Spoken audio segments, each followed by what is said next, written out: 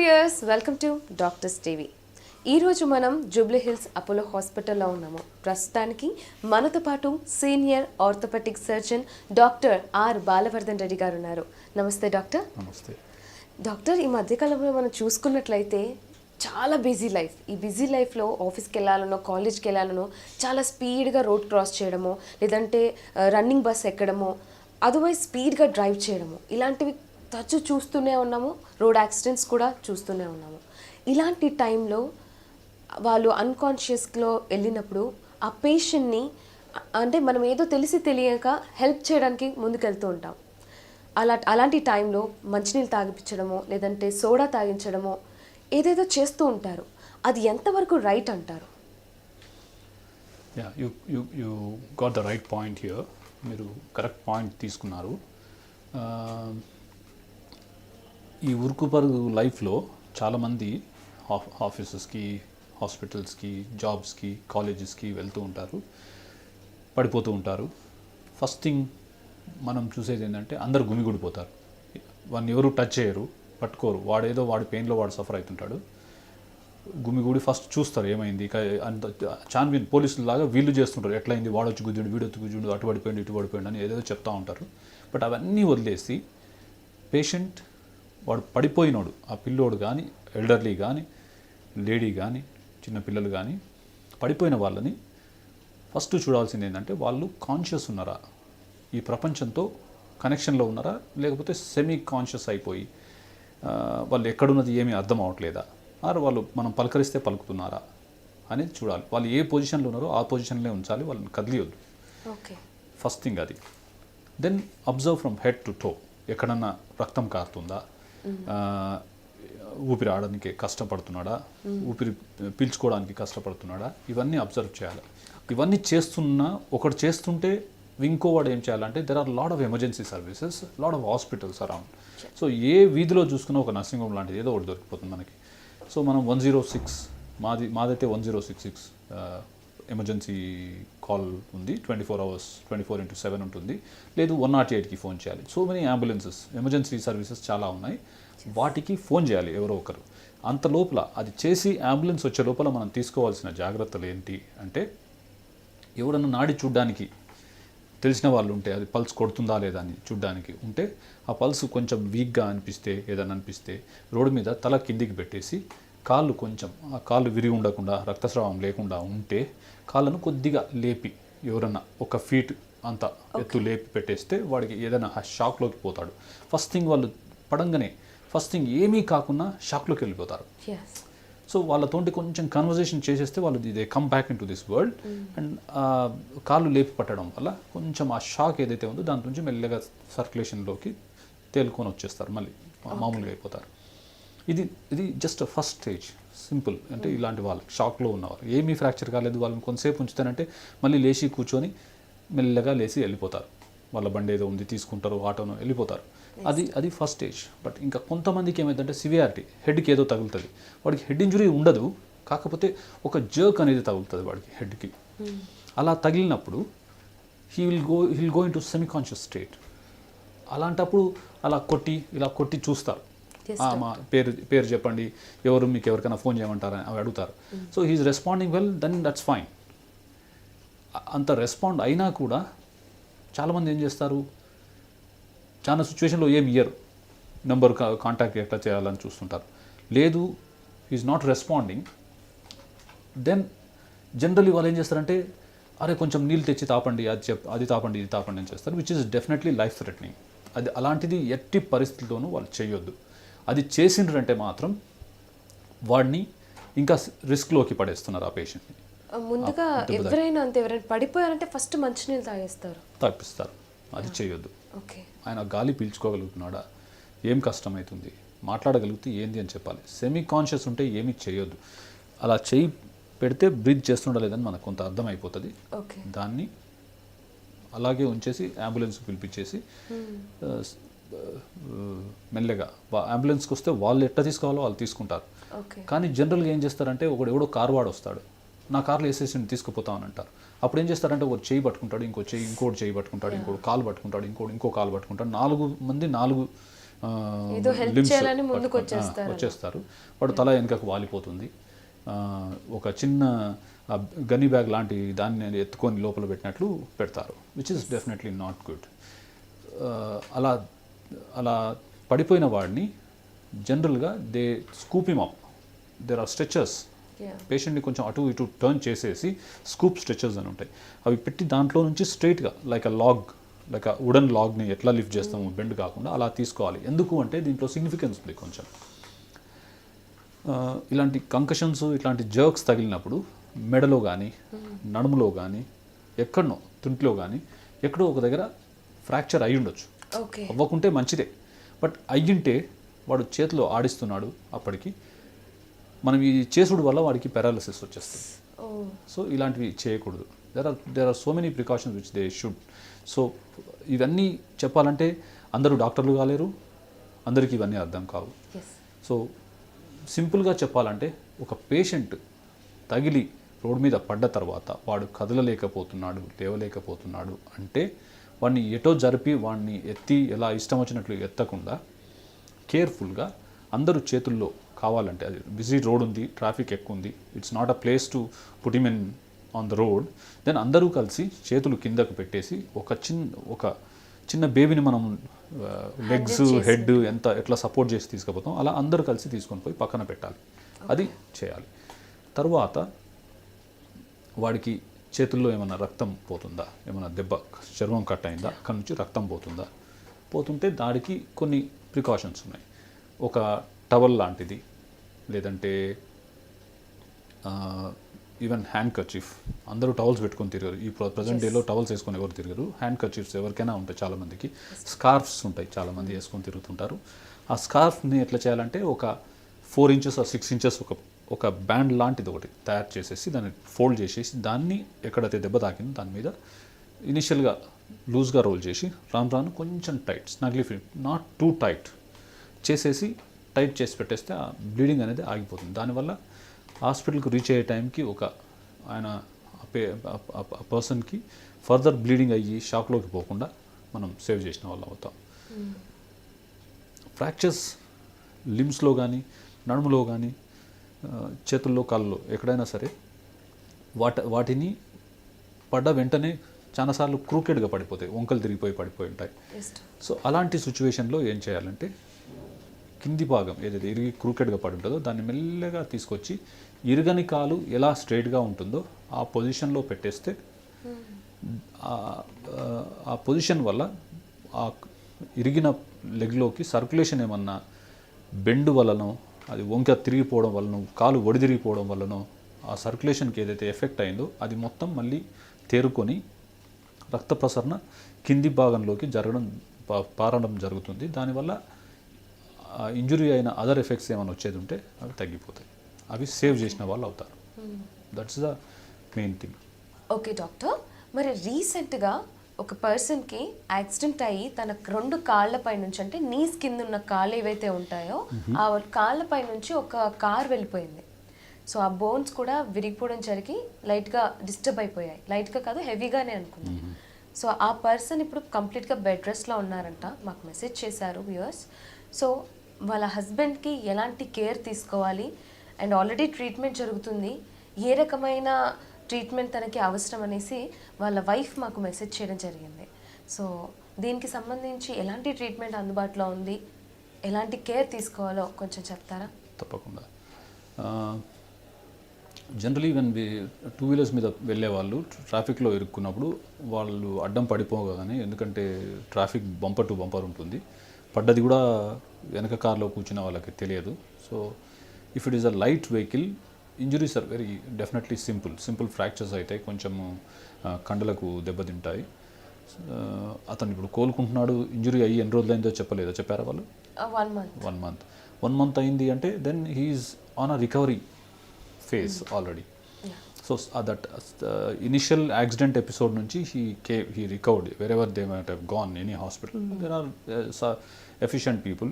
Patients వాళ్ళ doctor అడ్వైజ్ని తీసుకొని వైజ్గా యాక్ట్ చేసి వీళ్ళు చెప్పేదాన్ని వాళ్ళు అర్థం చేసుకొని చేస్తే ఏ డాక్టర్ అయినా కంఫర్టబుల్గా ట్రీట్ చేయగలుగుతాడు. వాళ్ళ బుర్ర తింటుంటే డాక్టర్ ఏం చేయలేడు. అట్లా ఉంటుంది కాబట్టి వాళ్ళు probably they trusted one doctor, they went ahead and he's recovering. That's really nice. 2 కాళ్ళు ఇరిగి రికవర్ అవుతున్నాడంటే 1 month అయింది కానీ కోలుకుంటున్నాడు అంటే that's a very good sign. For that matter 2 కాళ్ళు విరిగినాయి, 2 కాళ్ళు ఒక మాదిరిగా విరగవు. 2 అతనివే, రెండిటికి ఒకటేసారి జరిగింది, ఒకటే ఇంజురీ యాక్సిడెంట్లో జరిగిన 2 ఒకే మాదిరిగా విరగవు.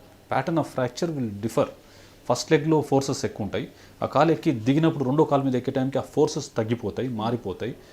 The tyre jumps from 1 leg to other leg, ఆడ ఇంకో విధంగా బ్రేక్ చేస్తుంది.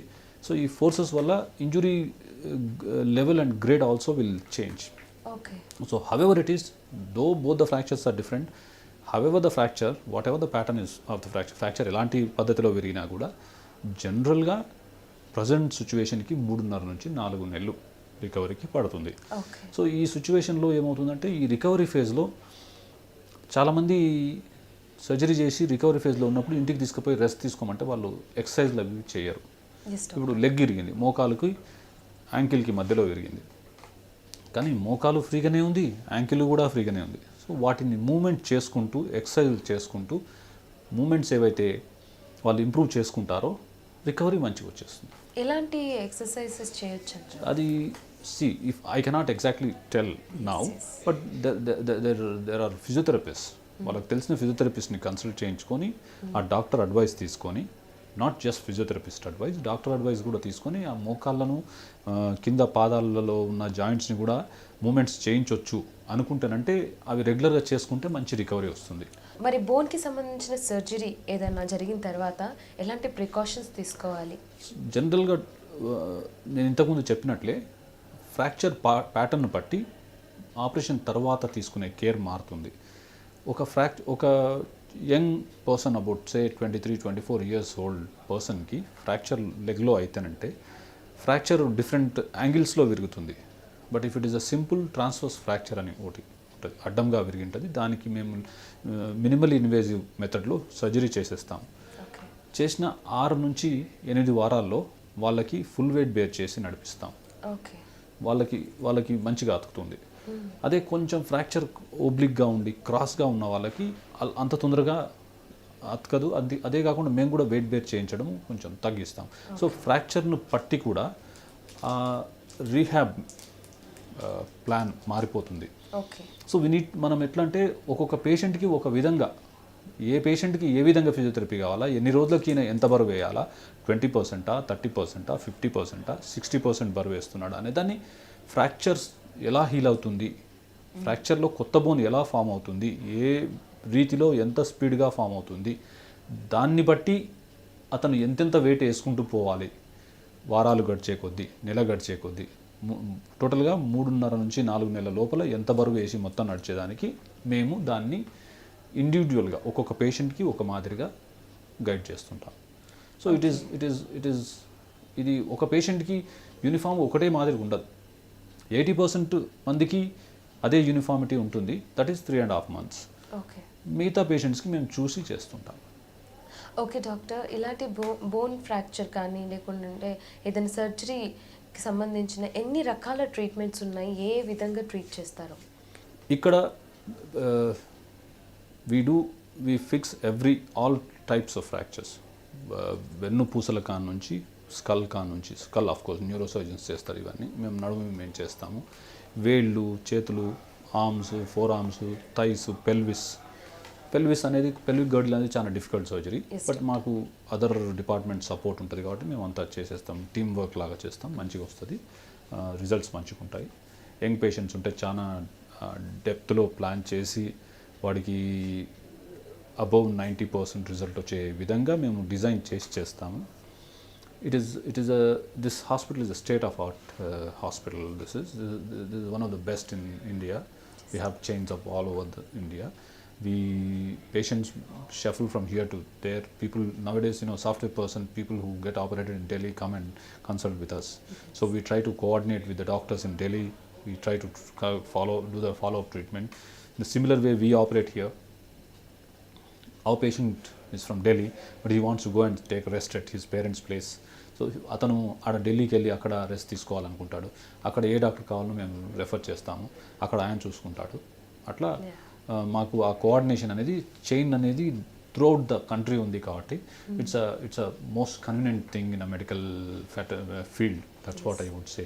ఓకే డాక్టర్, మరి ఇప్పుడు మనం ఇందాక వరకు యాక్సిడెంట్కి సంబంధించిన వాటి గురించి డిస్కస్ చేసుకున్నాము. సాధారణంగా హౌస్ వైఫ్స్ వాళ్ళు ఇంట్లో ఎక్సర్సైజెస్ చేయకపోయినా ఇంటి పనికి పరిమితమై హెవీ వర్క్ అయిపోయి అప్పుడప్పుడు కీళ్ళ నొప్పులు అండ్ జాయింట్ పెయిన్స్ వస్తూ ఉంటాయి. అది నెగ్లెక్ట్ చేయడం వల్ల ఎంతవరకు రైట్ అంటారు? నెగ్లెక్ట్ చేయటం definitely negligence is always bad. Neglect చేయడం అనేది ఏ విషయంలో అయినా మంచిది కాదు. అది ఆరోగ్యపరంగా చూస్తే అది ఇంకా చెడు చేస్తుంది. చిన్నప్పుడే దాన్ని ప్రాబ్లం చిన్నగా ఉన్నప్పుడే దాన్ని మనము చూసి ఇది ఎందుకు వస్తుంది అని దానికోసం తెలుసుకుంటే చిన్నగా విటమిన్ లోపం వల్ల కానీ, కాల్షియం లోపం వల్ల కానీ, సరిగ్గా టైంకు తినకపోవడం వల్ల కానీ, ఈ స్ట్రెస్ నుంచి వచ్చే ఇష్యూస్ వల్ల కానీ, రెస్ట్ లేకపోవడం వల్ల కానీ. హౌస్ వైఫ్స్ అంటే వాళ్ళు continuously all the day long పని చేస్తుంటారు. సో వాళ్ళు ఏమనుకుంటారు, ఇదే మాకు చాలా ఎక్సర్సైజ్ అనుకుంటారు. So that is the wrong concept. వాళ్ళందరూ అర్థం చేసుకోవాల్సింది ఏంటంటే ఇంటి పని ఎక్సర్సైజ్ కాదు, ఇంటి పని ఒక జాబ్ లాంటిది.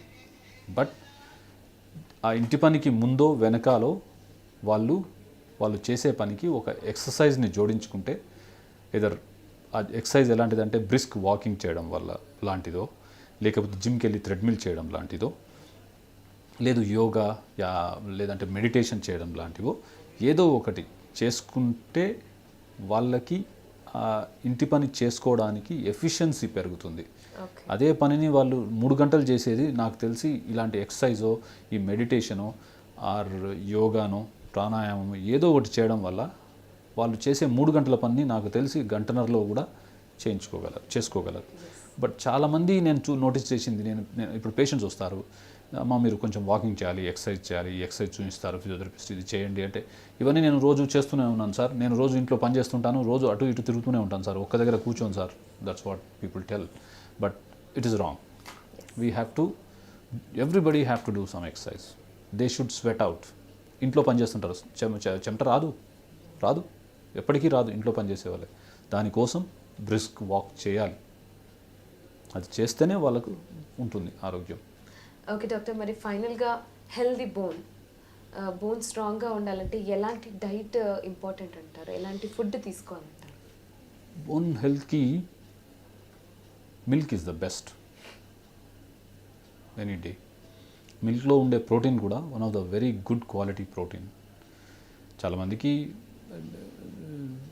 99% of the people will accept milk. కొంతమందికి ఎవరికి 1%, 2% పీపుల్కి లాక్టోజ్ ఇంటాలరెన్స్ ఉంటుంది. అది in my view it's not noticeable also. అది చిన్న ఏజ్లోనే ఉంటుంది, పెద్ద ఏజ్ వచ్చినాక ఉండదు. So milk is the best thing. Milk and milk products are the best things. And women after say 38-40 years age వచ్చిందంటే ఎంత మనం డయటరీ కాల్షియం తీసుకుంటున్నా దే విల్ రిక్వైర్, వాళ్ళకు సప్లిమెంటేషన్ అవసరం పడుతుంది. 40 years ఏజ్, 38 to 40 years ఏజ్లో వాళ్ళకు వచ్చే కంప్లైంట్స్ని బట్టి కాల్షియం సప్లిమెంట్ అనేది కంపల్సరీ తీసుకోవాల్సి వస్తుంది. స్టార్టింగ్లో 500 mg డైలీ తీసుకున్నా కూడా ఏజ్ పెరిగే కొద్దీ వాళ్ళకి ఆ 500 mg సరిపోదు, మళ్ళీ పెంచాలి. మెనోపాజ్ అటెండ్ అయినాక వాళ్ళు కాల్షియం సప్లిమెంట్స్ తీసుకోవాలి. చాలామంది ఏమనుకుంటుంటారంటే మిల్క్ ప్రోడక్ట్స్ తినడం వల్ల నా కాల్షియం బాడీలో సరిపోతుందని. But it is not. Osteoporosis అనేది పోస్ట్ మెనోపాజల్ స్టేజ్లో చాలామందికి వస్తుంటుంది. అది ఒక మహమ్మారి టైపు. కనపడదు, తెలియదు, పేషెంట్కి చెప్పదు, పడ్డప్పుడే తెలుస్తుంది బోన్స్ అన్నీ పొరోటిక్ అయిపోయినాయని. అవేర్నెస్ అనేది డెవలప్ చేసుకోవాలి. వీళ్ళు చాలామంది పేపర్లో ప్రోగ్రామ్స్ ఇస్తుంటారు, ఇప్పుడు మనం కూడా టీవీలో మాట్లాడుతున్నప్పుడు చేస్తుంటారు. చాలామంది ఏం చేస్తారంటే దీంట్లో ఉన్న పాజిటివ్ థింగ్స్ మనం తీసుకుంటేనేమో it guides us in a proper way. ఎవరో రాసేస్తారు పేపర్లో, అది చదివేస్తారు. ఎవరో వచ్చి టీవీలో ఏదో చెప్తారు. దాంట్లో ఉన్న పాజిటివ్ ఆస్పెక్ట్ మనం తీసుకొని దాన్ని కొంతవరకు మన సొంత ఆలోచనతో చేసిన తర్వాత మళ్ళీ వెళ్ళి ఒక డాక్టర్ని కన్సల్ట్ అవ్వడం అనేది పద్ధతి. ఓకే. అది చేయకుండా సొంత ట్రీట్మెంట్స్, సొంత ఆలోచనలు పెట్టి ఫైనల్గా ఉన్న హెల్త్ని ఖరాబ్ చేసుకొని ఫైనల్ లాస్ట్ స్టేజ్లో మన దగ్గరికి వస్తారు. అలాంటివి కాకుండా ఉండాలంటే టీవీలో కానీ ఒక డాక్టర్ చెప్పడం వల్ల వినడంతో వాళ్ళు తెలుసుకున్న దాన్ని బట్టి కానీ, లేకపోతే పేపర్లో వచ్చిన దాన్ని చదవడం మూలాన వాళ్ళకు వచ్చిన నాలెడ్జ్ని వాళ్ళే అనలైజ్ చేసుకోకుండా, వాళ్ళకి ఏదైనా డౌట్ ఉంటే ఏదో కొత్త డాక్టర్ నేను ఈరోజు టీవీలో కనిపించాను, నా దగ్గరకు వచ్చి తెలుసుకోవాల్సిన పనిలే. ఎవరికైనా ఒక ఫ్యామిలీ డాక్టర్ ఉంటాడు, వాళ్ళ దగ్గరికి వెళ్ళి ఇది ఇలా చదివాను, ఇది కరెక్టా అనే ఒక ఎంబీబీఎస్ క్వాలిఫైడ్ డాక్టర్ని అడిగితే he may guide them or suggest them. అది చేయకుండా వాళ్ళే సొంత ఆలోచనలు పెట్టుకొని అది ఏదో అని మదన పడిపోవడము, అబ్బో ఈ సిమ్టమ్స్ నాకు కూడా ఉన్నాయి, ఇది నాకు వచ్చేస్తుంది అంటే అదేమవుతుంది, అవమానమే పెద్ద రోగం అంటారు చూసింటారు. అలాంటి దాంట్లో పడిపోయే వాళ్ళు కూడా చాలామంది వస్తారు మా దగ్గర. సో ఇవన్నీ కాకుండా ఉంటే వెళ్ళి ఒక డాక్టర్ని కన్సల్ట్ చేసి, డాక్టర్ గారు నేను ఇలా చదివాను, ఇది నాకు ఉందనిపిస్తుంది, మీరు నాకు సజెస్ట్ చేయండి ప్లీజ్ అంటే doctor will definitely won't feel bad. That's a way people should go. చాలామంది ఇప్పుడు నా దగ్గరకు వస్తారు చాలామంది, వాళ్ళకు నమ్మకం ఉండొచ్చు ఉండకపోవచ్చు నా మీద, కానీ నేను ఒక పేషెంట్కి ఒక ఆపరేషన్ చెప్పాను, చేయించుకోండి అమ్మా ఇది మంచిగా ఉంటుంది, మీకు డౌట్ ఉంటే మీకు తెలిసిన డాక్టర్ ఎవరన్నా వెళ్ళి తెలుసుకోండి, వాళ్ళు కూడా మీకు ఇదే సజెస్ట్ చేస్తే మీకు ఎక్కడ కన్వీనియంట్ ఉంటే అక్కడ చేయించుకోండి. సో నేను చెప్పడం ఏంటంటే సెకండ్ ఒపీనియన్. ఈ ప్రజెంట్ డే ట్రస్ట్ అనేది తగ్గిపోయింది, మనిషి మీద తగ్గిపోయింది, సాటి మనిషికి తగ్గిపోయింది, ఎదుటివాడికి నుంచి పక్కవాడికి తగ్గిపోయింది, అలా అదే విధంగా డాక్టర్స్ మీద కూడా తగ్గిపోయింది. సో నేనేమంటానంటే ఏ డాక్టర్ ఏమి చెప్పినా ఒక సెకండ్ ఒపీనియన్, ఇంకో కొత్త డాక్టర్ని వెళ్ళి కలిసి ఒపీనియన్ తీసుకొని మీకు ఎక్కడ నచ్చితే అక్కడ చేయించుకోవాలి, అది బెటర్. గుడ్డిగా నమ్మి ఎవరు చెప్తే అది విని పోయి చేసుకోవడం వద్దంటాను. ఓకే డాక్టర్, చాలా చక్కగా వివరించినందుకు thank you so much. Most welcome. మా వీడియో కనుక మీకు నచ్చినట్లయితే లైక్ చేయండి, షేర్ చేయండి. మరిన్ని వీడియోస్ కోసం మా ఛానల్ని సబ్స్క్రైబ్ చేయండి.